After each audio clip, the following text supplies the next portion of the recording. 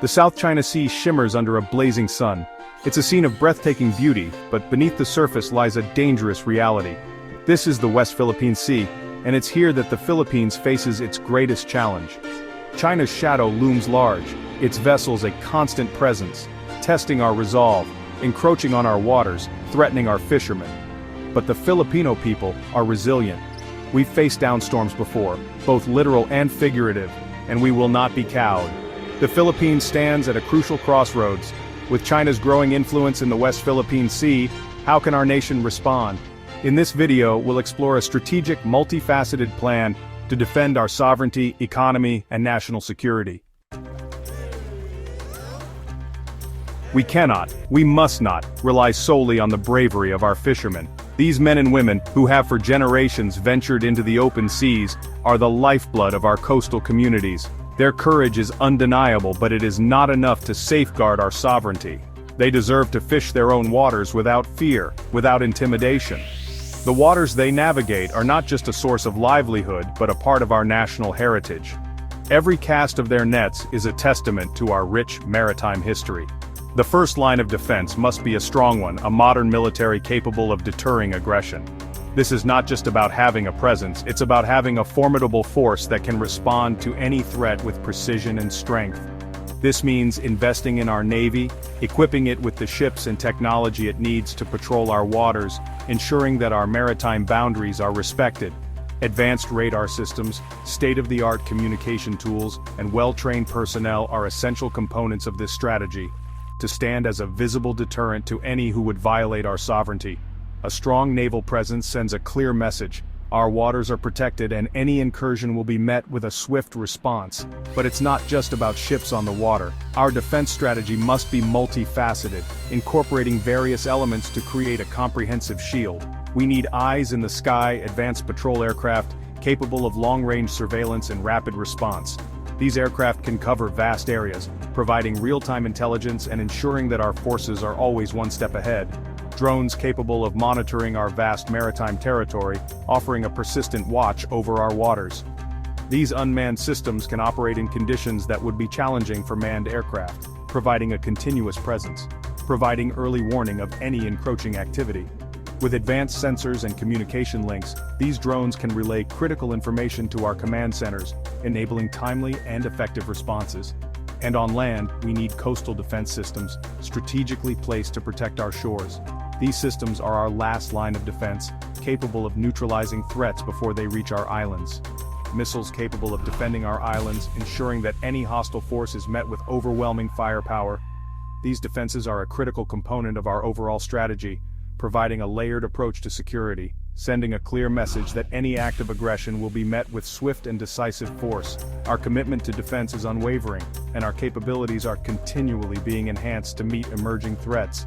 This is not about warmongering, it's about sending a message of peace through strength. By demonstrating our readiness and resolve, we aim to deter potential aggressors and maintain stability in the region. The Philippines is ready to defend what is rightfully ours. Our sovereignty, our resources, and our way of life are non-negotiable. Through a combination of modern technology, strategic planning, and unwavering resolve, we will ensure that our nation remains secure and prosperous for generations to come. But strength in arms is only one part of the equation. While military might can deter aggression and protect sovereignty, it is diplomacy that often paves the way for lasting peace and mutual understanding. The true power of a nation lies not just in its ability to defend itself, but in its capacity to engage with the world, to build alliances and to foster cooperation. The Philippines has always been a nation that seeks peaceful resolutions, valuing dialogue over conflict. Our history is rich with examples of how we have chosen the path of peace, even in the face of adversity. From the People Power Revolution to our ongoing efforts in the international arena, we have shown that diplomacy is not a sign of weakness, but a testament to our strength and resilience. We believe in the power of dialogue, in the ability to sit down with others, to listen, and to find common ground. Diplomacy is about more than just negotiations. It is about building relationships, understanding different perspectives, and working together towards a common goal. It is through these efforts that we can create a more stable and peaceful world. We must continue to engage in robust diplomacy, to rally international support for our cause. By working with other nations, we can amplify our voice and ensure that our concerns are heard on the global stage. It is through these alliances that we can strengthen our position and advocate for the principles we hold dear. The 2016 Hague ruling, a landmark decision that invalidated China's expansive 9-line claim, is a powerful tool in our arsenal. This ruling not only affirms our rights but also sets a precedent for the international community. It is a reminder that the rule of law must prevail over might, and that justice can be achieved through peaceful means. We must leverage this victory, use it to garner support from the international community, to isolate China's aggressive actions on the world stage. By highlighting this ruling, we can draw attention to the importance of upholding international law and encourage other nations to stand with us in defense of these principles. The world is watching, and we must not let them forget what is at stake, not just for the Philippines, but for the very principles of international law and order. Our actions today will shape the future of global relations, and it is our responsibility to ensure that this future is one of peace, justice, and respect for sovereignty. We must be unwavering in our commitment to a rules-based order, to peaceful resolutions, to dialogue that respects the sovereignty of all nations.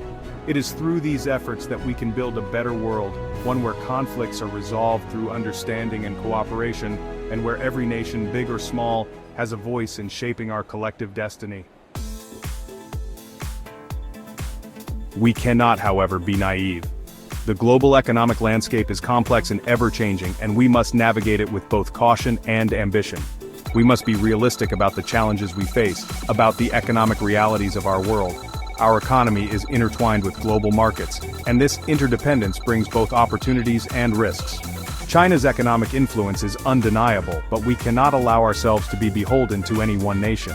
While we recognize the benefits of engaging with China, we must also be wary of over-reliance. We must diversify our economy, forge new partnerships, strengthen ties with nations that share our values, our commitment to democracy and freedom.